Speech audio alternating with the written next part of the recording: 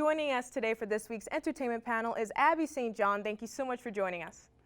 Of course, thank you. Now, starting off, Netflix has been releasing so many good movies and TV shows lately. They've honestly been on such a roll, and recently they have just premiered their trailer for The Harder They Fall, which is a bloody Western film that it looks interesting because I don't watch many Western movies myself, but this one has Idris Elba, Regina King, Jonathan Majors, many more, and they actually have like most of it is a black cast for this movie, so it's going to be very interesting, and it's going to be cool to see what's all involved in this. Yeah, when you first take a look at the trailer, it's your typical Western movie, but like you said, the main cast is all black actors. Idris Elba, Regina King, Jonathan Majors, Zazie Beetz, Lakeith Stanfield. All of them are make up the whole main cast. So, like you said, it's a majority black cast, which is pretty cool. It opens up with Rufus Black, who is Idris Elba's character. He escapes or gets broken out of prison to reunite with his gang to seek revenge on Nat Love, who's played by Jonathan Majors. So it's that typical standoff Western movie, but there's a lot of action, a lot of bloody scenes. So I think this is going to be a really cool movie, a different take on a Western, and I'm very excited to see it. I'm not a huge Western genre fan, but this movie looks very well done. Cinematography looks really well done as well. So I'm excited to see this movie, and it's going to be on Netflix and select theaters November 3rd. So that tells me that they're probably going after a possible Oscar contender Academy Award if they're putting it in select theaters, just because of the what you have the guidelines for entering the Academy Award. So I'm very hopeful for this movie, and I'm very excited to actually see the full one because the trailer did make it seem very promising. Yeah, I'm very excited to watch this one as well. I hope it's going to be good.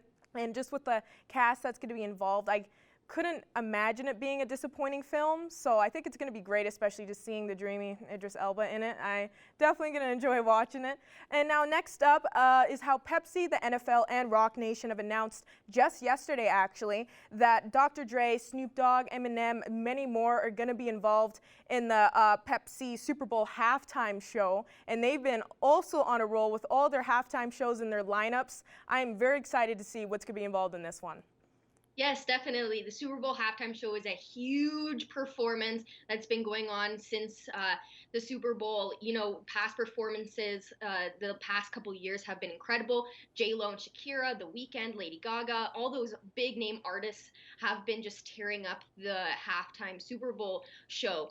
This year, Dr. Dre, Eminem, Kendrick Lamar, Mary J. Blige, and Snoop Dogg are the performers for this year. Kendrick Lamar and Snoop Dogg are native to LA.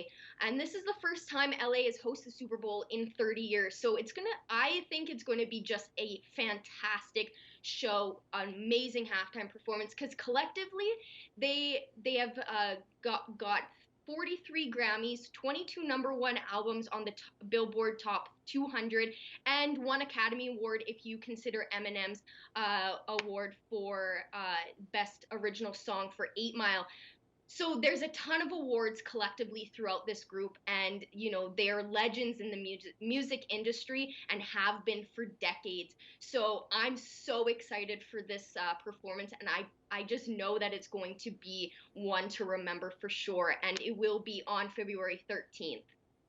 And just seeing, the past halftime shows, especially with like Shakira and J-Lo, that was such an amazing performance, and I couldn't see how this one would disappoint as well, like at all, just compared to that one, and it could even be even better than what we've been seeing for these halftime shows, especially with that lineup, so that one's gonna be really awesome. And now next up, back to films, Daniel Craig's final outing as James Bond. Yes, devastating news for many James Bond fans, devastating news for Daniel Craig fans as a general, and now his final movie, No Time to Die, and the premiere has just happened. Tell us more about this.